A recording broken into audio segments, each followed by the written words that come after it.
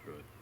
So, this is my very dear friend Peggy, who I've known for almost 3 years now, Yes, sir. and she welcomed Mary and I to the community and welcomed me to the position of director here at the National Cemetery, even though I came from California. That's right. Do you remember that? I But do. I said, hey, I'm really from South Carolina, and then I got this big hug. But Peggy, you're a veteran yourself. Yes, sir. Yeah. When did you serve? I served from the 24th of February, 79 to like 1983. 83. And you got out in 83, and I came in 83, There you then go. passed the baton. That's correct. Yeah. And your husband, Richard, is a Vietnam veteran, and he did 2 tours. Yes, sir. Yeah. And what years did he serve? He served in 1966 through 1968. And then he came in and was stateside the rest of the time. And those were difficult years. Yes, they were. Yeah. Yes, they were. What I've seen some documentaries and I've read some books, but what was it like here in the States? What do you recall? Well, believe it or not, back then I was quite young. But, but Rick would tell me that whenever they come home, he said there was no big brass bands waiting for us. There were protesters that spit on us, called us names, and I think you're aware of Yep. some of them that breaks my heart because he loved children. I mean, deeply loved children. And so anyway, then that's when he re-upped after he found out there was so much fighting at his Harmony. Yeah. And So that's he had actually gotten out. yes, sir, Yeah. And he was working in a bank. in a yes. bank. Yep. Yeah. And then he said, "The heck with this." Yep, he said, I just might as well as to go back and get paid for all this fussing and fighting. And I don't know if I told you or not, sir, but he was a door gunner for the Marines, and I didn't know that their lifespan was expected very short. Yeah. I was fortunate enough to meet 2 years ago some of the guys that he served with. They looked him up Mhm. and found him here, and then they got in touch with me, and they came to visit, and I've met 3 of them, and they've told me many, many times that he saved their heinies Yeah. a lot of times. So, listening to the guys talk about him and tell how much they appreciate it makes me Lot. feel good. He carried a lot of wounds. Yeah. Yeah.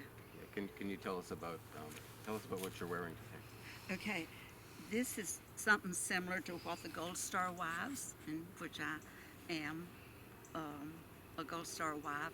Our spouses or our husbands, or they die in combat or a service-connected illness, and he had Agent Orange, and the VA did recognize it as such. Right. But anyway, that's what made me become a Gold Star wife.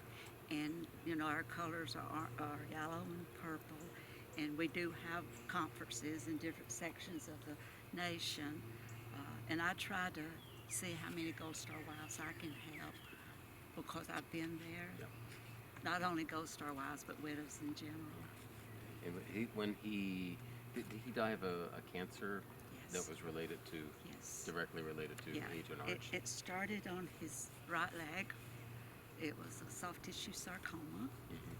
and it was removed, and we were told that it would immediately go to the lungs, which it did, and so that's what happened. But I tell you, those years that we had, Yep. they were good. You're good, huh? They were good. Maybe not everything for the camera. Really good. Well, I decided whether I wanted to get better or better.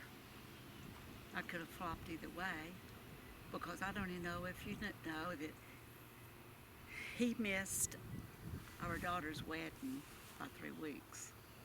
Okay? he, he missed our son graduating from Kennesaw State University, Okay. walking. Right. He missed that, and he missed his first grandson, or first grandchild, period. So it's been a sad thing, but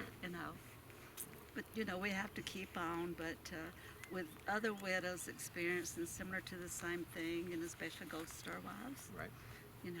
we kind of lift each other up. I'm gonna switch the focus Yes. and ask you about some of the volunteer work that you've done here at the cemetery. Well, when the first director was here, Sandra Buckley.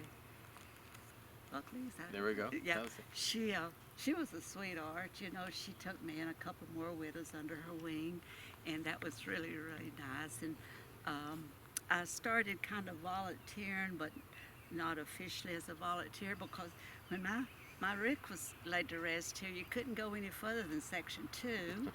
And couldn't go any further that way than to come into the Camille shelter. But anyway, Can I interject and mention that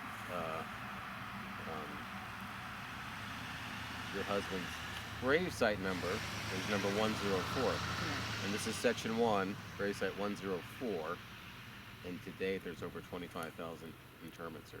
exactly. Yeah, and that's how many? 15 years? It'll be 15 years. Yeah, already in April. That's right. So he passed away just as the cemetery was opening. About 10 days after the cemetery had, 14 days after the cemetery had opened. Yeah. Yeah. And you're right, we couldn't go any further there. But anyway, I volunteered here some when Sandra was here. And then, at the PIC building, Yep. quite a bit. I'm on the advisory council here at the cemetery. And, I've met a lot of great people. And can I, at the PIC building, the volunteers greet every family that comes here Yes. to lay to rest a member of their family, and they talk to the widow or the widower or the daughter, whomever it might be, welcome them to this final farewell, but also welcome them to the family that is the cemetery. Exactly. And provide that final salute as the cortege leaves the reception center to go to where the ceremony is going to take place. Absolutely. Very rewarding. When I first came here, I saw that. I thought that was the most meaningful scene that I've ever seen in the NCA, and that's why the cemetery gets high customer service marks, and the most important thing is that family is felt welcome and loved that day. Absolutely. Yeah. So I know that you've done a lot of things in the community, in Gold Star Wives, in Vietnam veteran commemorations, and a whole host of other activities to help people out. And so back to from the Vietnam perspective, I know you've been to some Vietnam commemorations that the nation has been holding for the last few years in an effort to basically say we're sorry and welcome home. And so you may have received one of these before.